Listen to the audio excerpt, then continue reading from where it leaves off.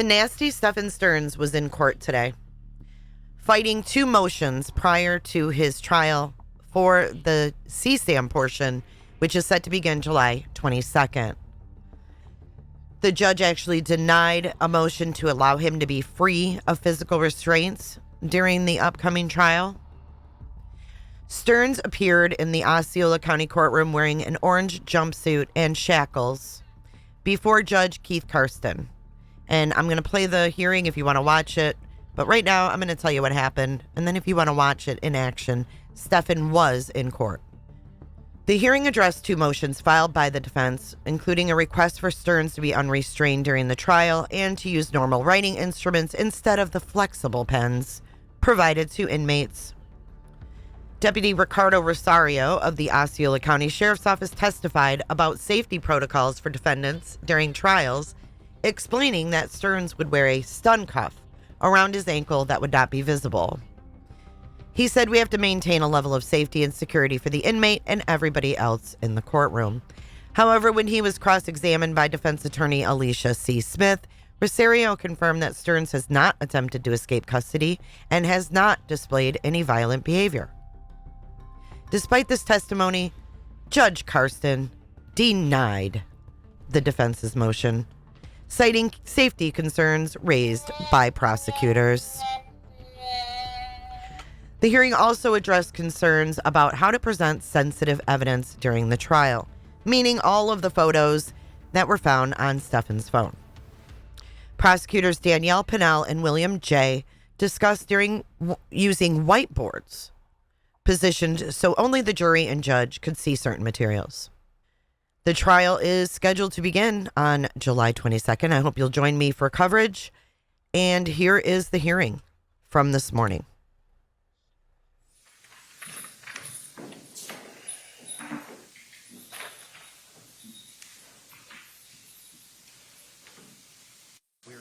Three preliminary trial matters. These hearings are scheduled for 1 hour. Ms. Smith, I don't have a preference on what order we handle your motions. Would you like to address first? Mr. Johnson, my apologies. No problem. Tagging on the first motion, Alex Johnson for the defense. We'd like to address defendant's motion to remove newspapers from courthouse during pendency proceedings. All right, thank you. As to argument for this motion, defense did have pre-marked this morning, and I would move into evidence as defense exhibit 1, what's been pre-marked as defense exhibit A. A copy of the Osceola News Gazette that was present in the lobby this morning, which directly addresses the Stephan Stearns trial to begin July 22nd on the front page of the newspaper.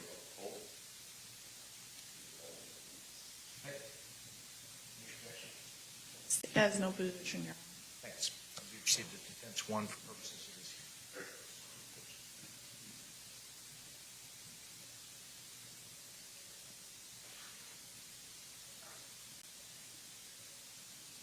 So, as to this motion, with the recent denial of the motion to continue, the trial is set to begin next week in this courtroom. And as jurors, potential jurors and jurors that are selected in the trial walk into the courthouse, right in front of security or right beyond security is a slew of newspapers, including newspapers like the Osceola News Gazette, which every time we've had court appearance, Stephan Stearns has appeared on the front page of the newspaper. And the newspapers constantly indicate that there's both a sex case that is currently pending, which is what we're here for this morning, as well as a capital murder. So the defense is requesting that just during the pendency of the trial, not ongoing standing order going forward, that we remove these papers so that way the jurors are as they come in and go about the courthouse. Right. The state takes no position. I have confirmed with jury services that jury services do not provide newspapers to potential jurors. The court always has to be careful balancing the right to free press and the right open and fair jury trials. I do find that should there be newspapers available where the jurors, can you give me some guidance as to where this table is downstairs? Is it over by the employee area? Is it where the general public would come in? It's where the general public comes in. It's so if you're looking at the first floor, there's the area where you go to the elevators, and then there's the mirror there. Yes. It's the table's right in front of that. Under Security the glass. progress screens. Yeah, exactly. I have inquired as to our court administration who provides the newspapers. I think that's a county function. We have proactively reached out to the county to see if we could suspend the delivery of newspapers during the jury selection process and throughout the trial. So your motion is preliminarily granted. The court will direct the parties that provide the newspapers not to do so during the jury selection or trial process. Thank you.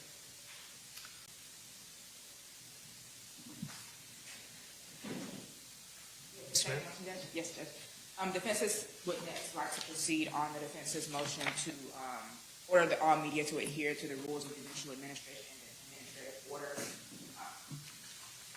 Essentially, Judge, defense is asking, according to, as the rules require, that the media, and since defense is on the left side of this courtroom and the media is positioned directly behind us, their cameras, intentionally, inadvertently, I'm not saying that they're doing it intentionally, is focused on counsel's table in order to get views of Mr. Stern and things of that nature. So in positioning, counsel's computer screens are in view of the media. So defense is requesting that the media not be allowed to look at, zoom in on, or otherwise project essentially onto counsel's table because of work product and attorney-client confidentiality.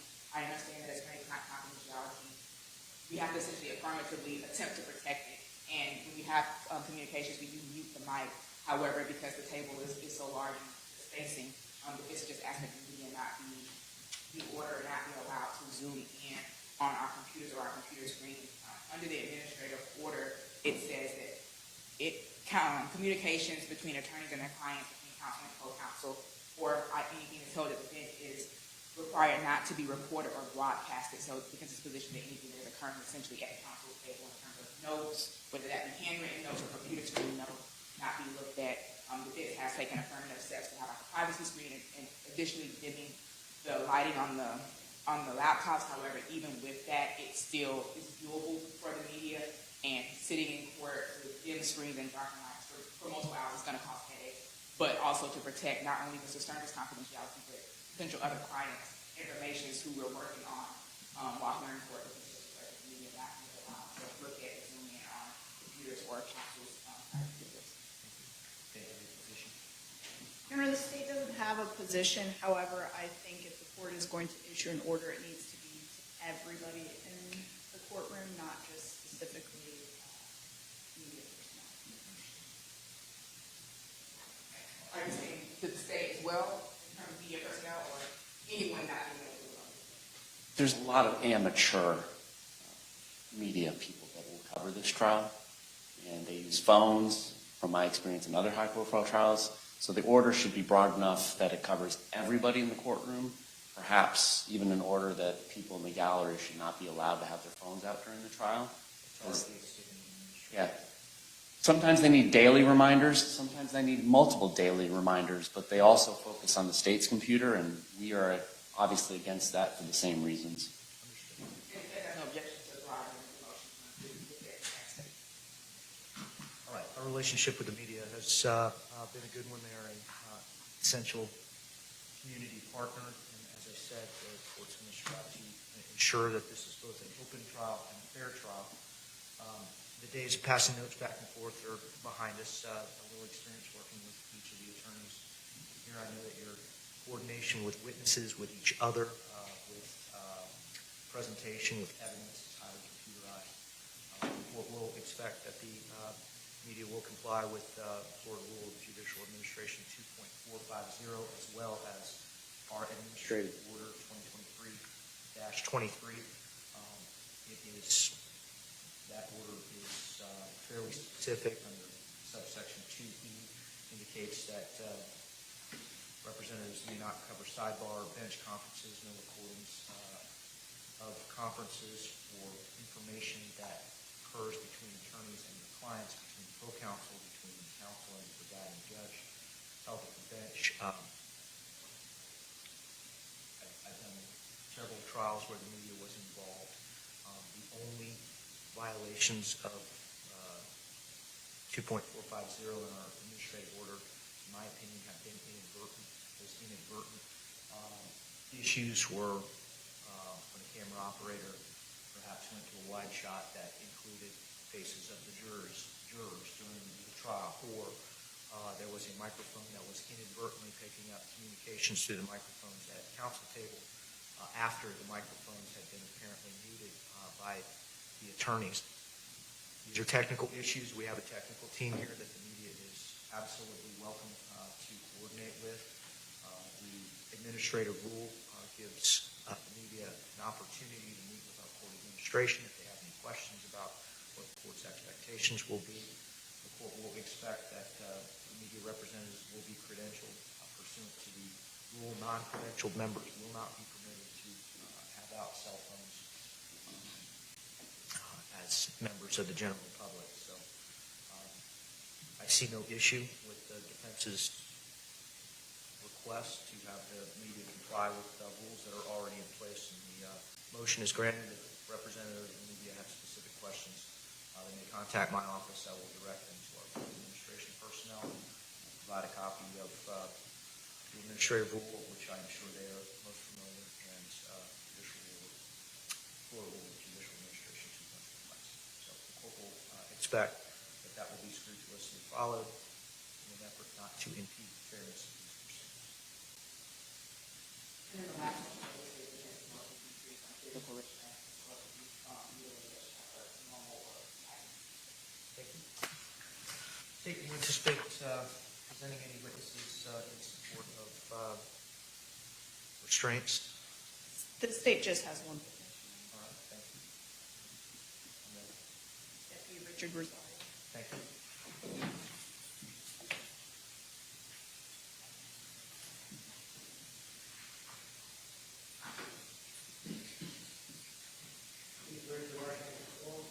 Solemnly swear or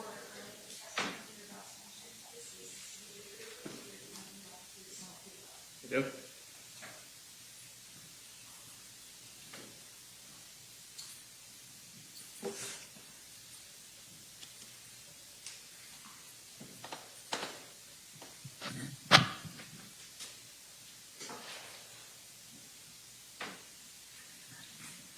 Good morning. Will you spell your first and last name for the record?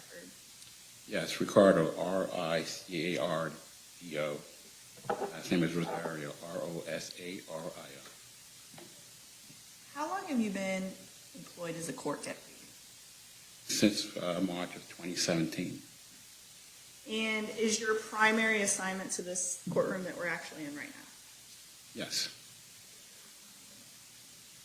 Are there policies in place for the use of any type of restraints during a felony criminal trial for an accused? That's correct. And how many felony criminal trials have you participated in as a court deputy?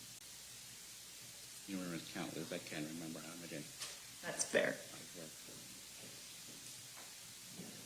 for. What type of devices or restraints are available that would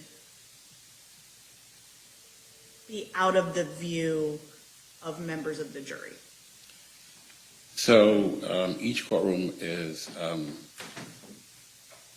has two, one device is kept downstairs in the first floor, which is a stun cuff, and in the courtrooms we have a leg brace. How is a leg brace utilized by court deputies during the pendency of a criminal trial? So a leg brace is essentially a long bar. It has 4 straps. And in the center, there's a tab that you can pull so the person can sit down. Otherwise, the the bar won't bend. So basically what happens is when the person sits, it bends, but when they stand up, it just locks and prevents the person to run away. They would have to essentially hop away because that leg is stiff.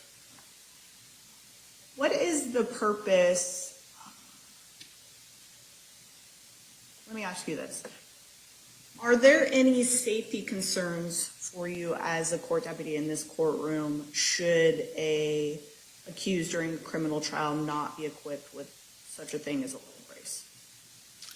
That's correct. So when any inmate is brought over to the courthouse, they're in restraints, handcuffs, and leg chains. When they're brought over for a trial, they are dressed out in proper attire, suit, and at that point, they're in the custody of the sheriff's office, and we have to maintain a level of safety and security for the inmate and as well for everybody else in the courtroom. So that's the reason why we utilize those restraints. Is there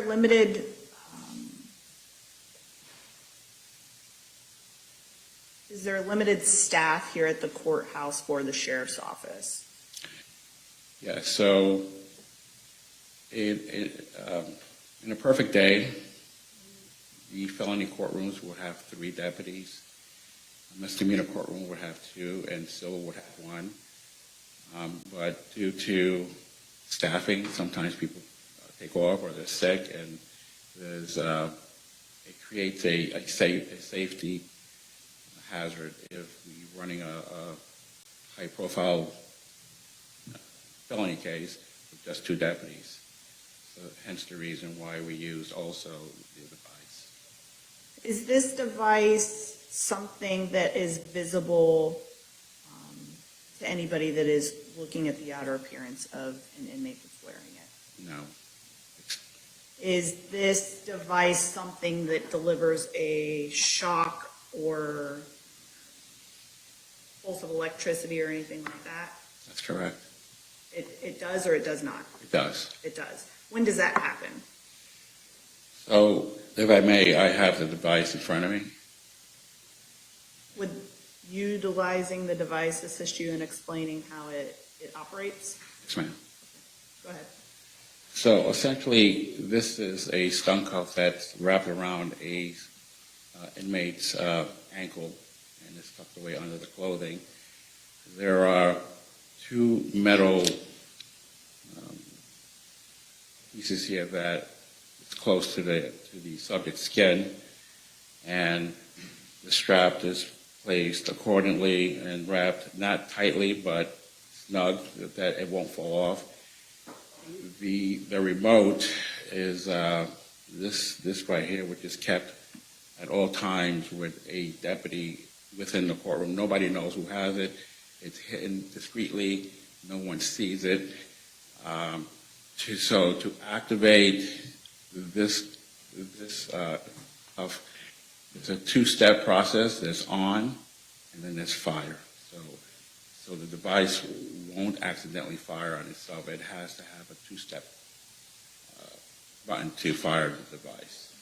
And the device isn't triggered by movements of an individual or anything like that either? That's correct.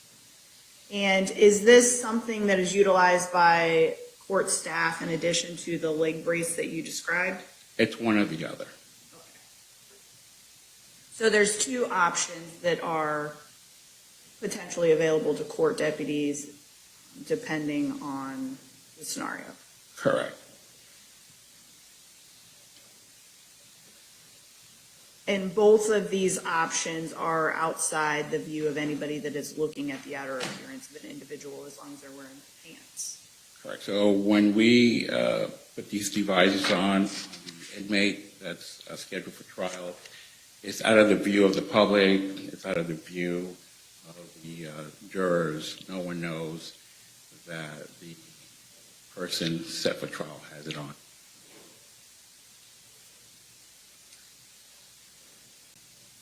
And let's talk a little bit about writing utensils. If there is an inmate present in court, are they given a writing utensil? Yes, they do. They get a flexible pen. And those flexible pens are made available by court staff to individuals that are participating in the criminal trial process. Yes. And what is the purpose of court deputies providing that specific type of writing utensil? Essentially, the pen, it does write well, but is used sort of for a safety purpose in the event that the inmate would like to use it sort of as a weapon. The pen is designed to fold and flex, as opposed to another pen or a big pen or a metal pen that can actually be used as a more deadly device. It's a safety concern for court deputies. Yes. Can I just have a moment? Of course.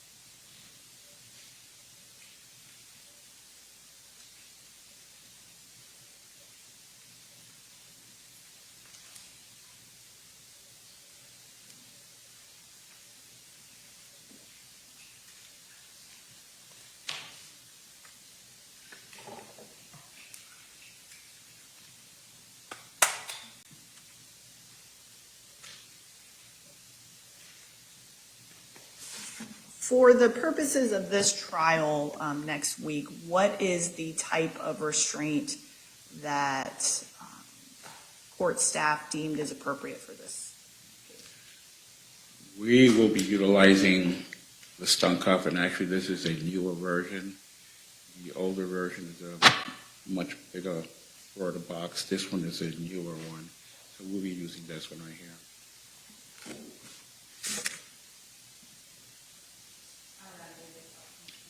Thank you. Defense? Good morning, deputies. Good morning. Now, you talked about the number of deputy or court personnel typically kind of staffed in the courtroom. Are you aware of what arrangements, if any, have been made in terms of staffing for this trial? None yet. So you don't know how many deputies potentially would be or won't be in the courtroom? That's a question above my pay grade. I just will have to figure that one out. Understood. Now, you talked about two different devices, and you indicated that the stun cup is the intention in this case, correct? Yes, ma'am. And is that because that's generally what's used in this courtroom, or because of what? 99.99% of the time, we always use a stun cuff. So I want to talk a little bit about the leg brace, since you did talk about that. Now, this leg brace, this is a longer device. Like it's not as small as the stun cup, correct? Right. It's essentially a metal bar. It's pretty long, and it has 4 straps. And to your knowledge, is that comfortable or uncomfortable? I would say rather a bit more cumbersome because it's strapped alongside the leg of the person, and if they stretch their leg, it'll snap shut. So essentially, normal movements could cause it to lock up. Yeah, as soon as the person stands up, it will lock. And then the stun cup, I know you talked about this being a smaller apparatus that goes typically closer to the ankle, correct? Correct. And depending on the type of pants or clothing that is worn by the person, that could affect the visibility of the item. Yes. So normally, male inmates will always have long pants, and the cuffs go right around it, so you really can't see it. But the pants legs would have to be wide enough to kind of flow and fall over so it wouldn't be visible, correct? Yes, and we always apply to the right leg, which is furthest away from the jurors. And typically when sitting down, your pants often rise, generally speaking, correct? Yes, And so if the pants are shorter, then the stun cuff at that point would be visible likely? possibly. And those straps, I know we saw kind of like the strap that goes around. Where does the extra, so to speak, of that tuck in, or does it tuck in somewhere? So when you apply this apparatus, it wraps around and then the strap goes through here, so it holds it down. So similar to a belt, you know how when you use a belt and you have the extra, where would you tuck in, or where does that extra strap go? It just remains there and it just folds in. So would it be secured, or would it be kind of sticking out?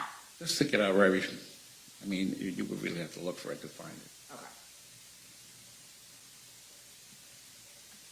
Now you talked about the two-step process with that remote for the stun cuff. I believe you said it was an on and a fire, correct?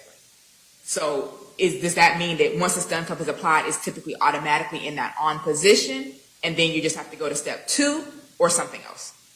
Well, the apparatus is turned on, so it's always going to be on.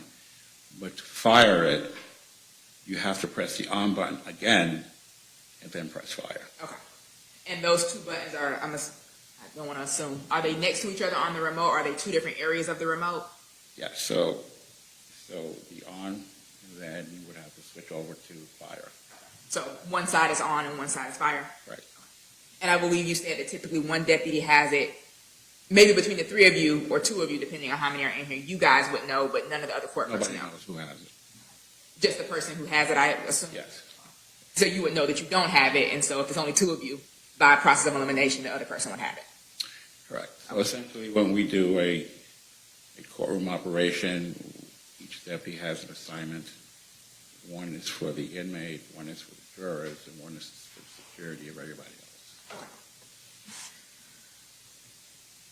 Now let's talk about the writing utensil. You talked about this flex pen or the flexi pen, about how it's designed to collapse in on itself. Now this pen still does have a normal point, like that a ballpoint pen would have, correct? Right. Would the utilization of, say, a felt pen be something that would potentially not be a safety measure? Well, we're not really concerned about the tip of the pen. We're concerned more of the body of the pen. It's a more firm structure to be used as a stabbing type weapon. And with, are you familiar with felt pens? Okay. Now with those, typically that point, it's soft, correct? Yes. And with the flexi pens, and even with the stun cuff, those are only utilized for people who are in custody, correct? Correct. If an inmate who wasn't in custody was sitting at counsel table, he wouldn't have to have on, or she would not have to have on a stun cuff or a leg brace, correct? Correct. And writing utensil, if a person was out of custody, they also would not have to use a flexi pen, correct? We normally give them flex pens as well. Even a person who's out of custody? Yes. In terms of, I know you talked a lot about safety. Are you aware of any attempted escapes or anything like that for Mr. Stearns? Of Mr. Stearns or any other inmate? Mr. Stearns specifically. No. Can I have a moment, Judge?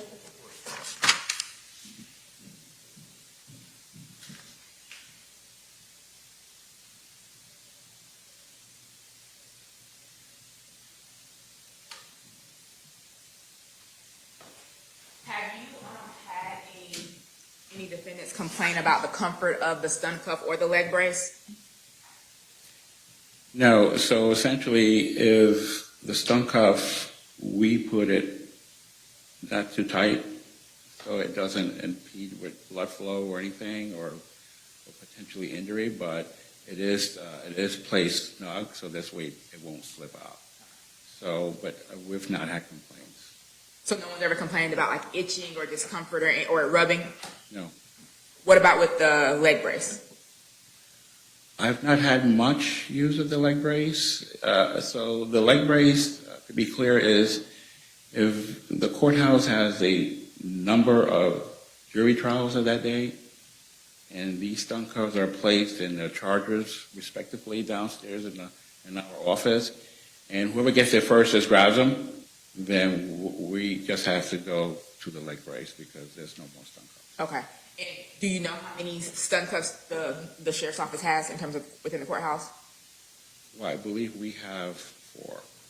And I know you mentioned staffing and things like that haven't been addressed yet, so you're not necessarily sure of the logistics of what potential other trials might be needing them. So normally with big high-profile cases, there's a meeting with the judge, court, jury services, and sometimes our supervisors will be there just for logistics. Okay. But I believe you had said that at this point, you're not sure if it's happened or you weren't a party to it. Exactly. I have no knowledge of anything yet. And then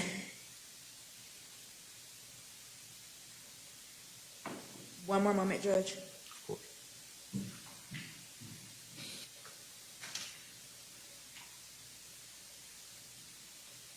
And I know you mentioned not being aware of any like escape attempts or anything like that. Are you aware of any violent outbursts or any propensity for violence that Mr. Stearns has demonstrated during the course of his incarceration?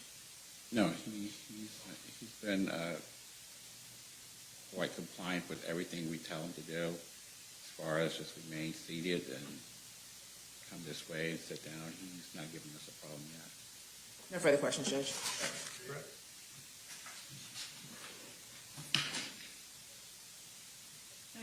Deputy Broussard, step down. Thank you, Deputy. Additional witnesses or evidence? Thank you.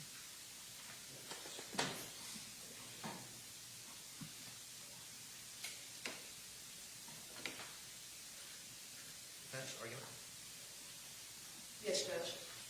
Defense in this case is asking that Mr. Stearns be free of the either use of the leg brace or the stun cuff, and we're also asking for the use of a regular writing pencil, specifically the belt pen in this case. Why? Why do you care what writing utensil is?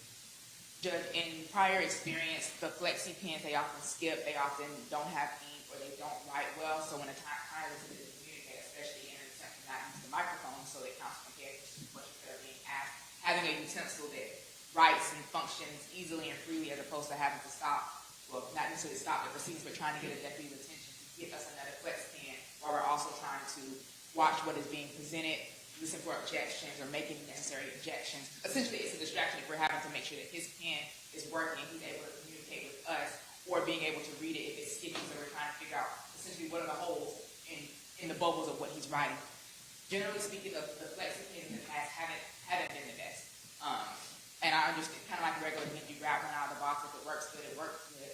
So we're asking for like a felt tip, and I understand the deputy's testimony in terms of the safety concern. It's the defense's position that because of a felt tip pen being a soft tip, it's essentially a marker, we would give it to him without the cap, would be sufficient. He would be able to write and communicate with us easily and effortlessly without having to worry about him stopping or not working and things of that nature. So we're asking for the use of a regular writing utensil and we're proposing a felt tip pen to utilize. And then in terms of the restraints, again, we're asking for Mr. Stearns to be free of physical restraint. I understand the policy of the sheriff's office and things of that nature. However, it's supposed to be looked at as a case-by-case basis, not a general policy that applies across the board. There's been no testimony of any escape attempts, any propensity for violence during the course of incarceration. However, the deputy actually testified to the opposite, that Mr. Stearns is compliant, that he listens, follows directions, does what it is that is asked.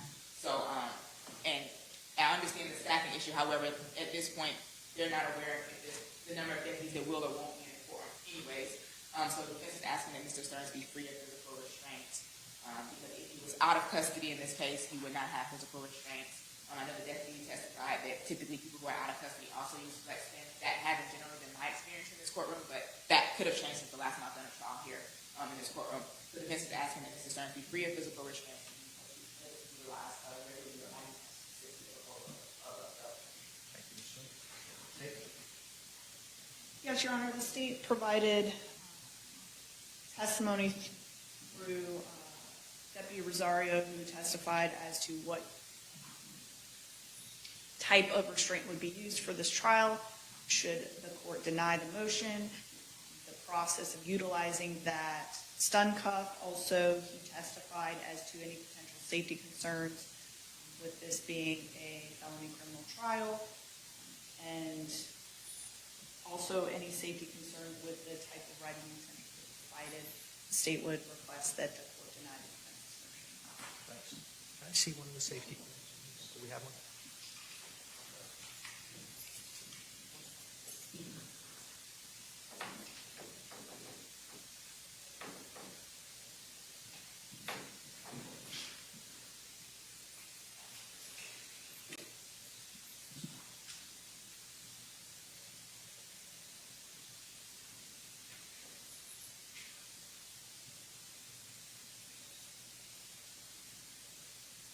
All right, for purposes of the record, I'm holding one of the safety pins. They basically the internal tube that has the ink in it, and it's surrounded by a clear rubber tube, fairly flexible. They're also about 3 inches long. Look essentially different than the writing instruments that the attorneys would be using.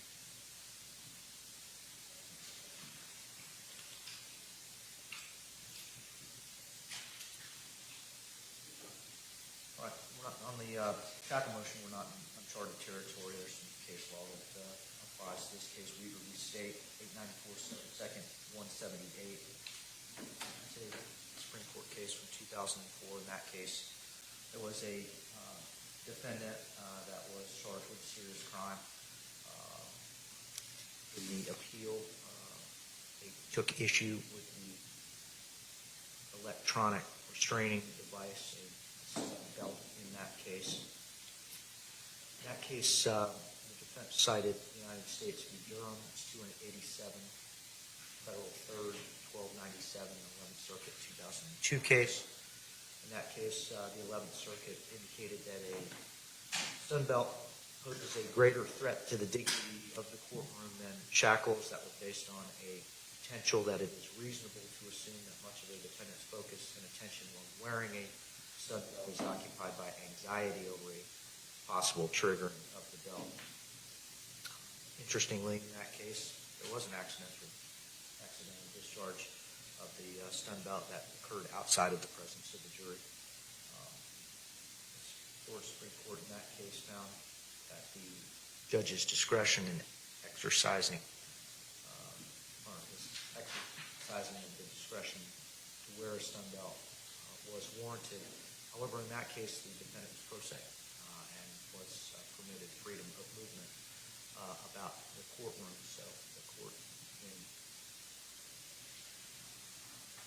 the Weaver case surmised that there was no lesser alternatives other than the stun belt to allow freedom of movement, as well as accomplishing the concerns, which was a concern regarding escape or proximity to the attorneys, the jury, and the court. In this case, we do have an alternative.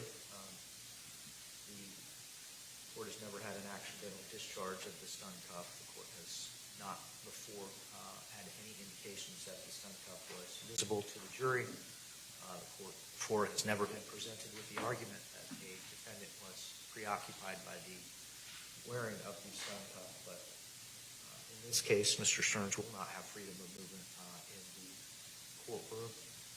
The use of the leg brace, the court as well has never received a complaint about the comfort of a leg brace. Because Mr. Stearns will not have freedom of movement, the court's heard no prejudice to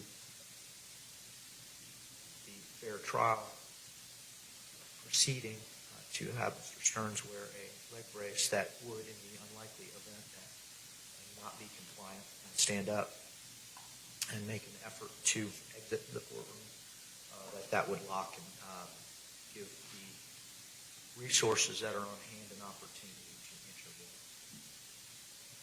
The court understands that these matters should be considered on a case-by-case basis. The court can see no prejudice. The device will not be visible. The court has not before received a complaint about the comfort of that particular device. And the fact that Mr. Stearns will not be permitted to move about the courtroom anyway, the court can't find that would be prejudicial, and the court finds that a consideration of due to the layout of this courtroom, proximity to the jury, proximity to the exit of the courtroom, and the severity of the allegations and the emotional nature of the surely to be presented that a leg brace is warranted and will be ordered to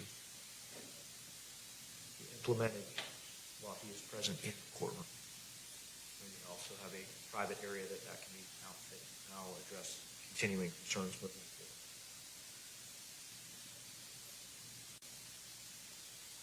That is going to conclude our hearing. Use of the pen. He'll be provided with a felt pen. I'm going to ask that that be specific to Mr. Stearns. That will remain in the courtroom. When he comes and goes, he can have the flex pen in the back if he needs to write notes while we are not present in front of the jury. The court understands the concerns of the deputies, and I sympathize with that. The layout or the construction of the flex pen is different than the construction of ordinary pens. I fear that it may create a question in the mind of the jury as to his departure status. That would be prejudicial. So he'll be provided with a felt pen, and he'll just leave it on the table. Any further? Just a logistical matter, Your Honor. We are intending to bring a whiteboard or TV for the presentation of evidence next week, so as to protect as much as we can the sensitive nature of the material that we must show to the jury. So logistically, I just wanted to bring it to the court's independent attention. Will this be on a card? Yes. It's on the list. So what do you need from me? Place to put it? We can bring it up when we are intending to use it. I just wanted the court to know, because I know sometimes the court is going to need to get down to view the evidence. I anticipate that we'll put it over closer to the jury so that the family, who is also potentially going to be present, will not have view of it. Also, other individuals in the courtroom. Understood. Thanks, I understand. Evidence is obviously of a sensitive nature and is unlawful in and of itself. I am happy to provide the courtroom on the afternoon of the 21st if you want to wheel your equipment up or have your tech folks do so. Gameplay how you would like to present that. The attorneys will obviously have an opportunity to keep that courtroom as they need to observe evidence. Mr. Stearns also has a right to view the evidence being considered against him, so we're going to have to accommodate all of those competing interests to ensure that the jury has an opportunity to review the evidence that the state intends to present. Does the state intend to close the courtroom or request a closure of the courtroom during the presentation of any testimony or evidence?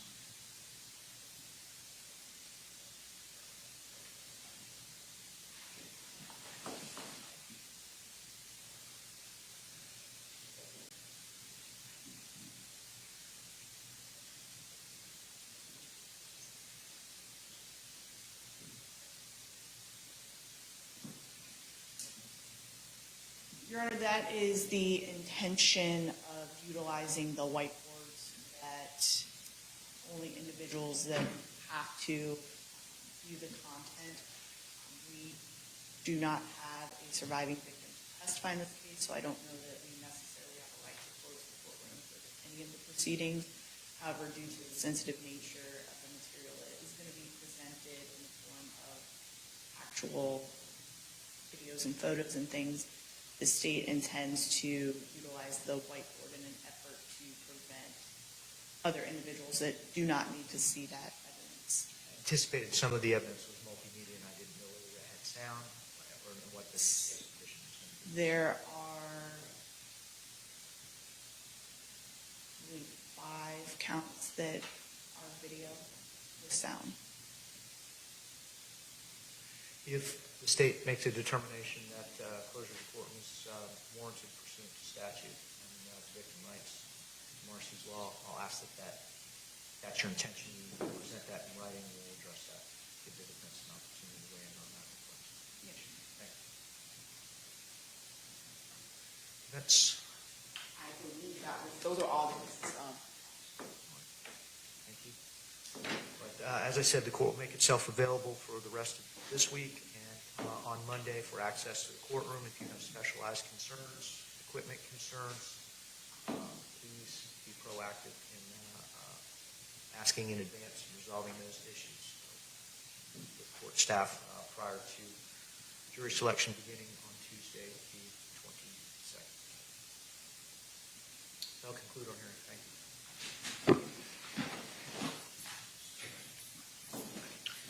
Are you going to provide the self-care? Yes, Judge, we can provide those. All right, we'll run those, bring them in and let the justice take a look. This is for her preference. Blue or black?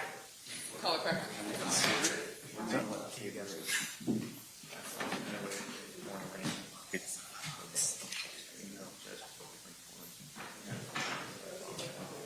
Yeah, I was going to put it back. I need to know what this is and what's going on.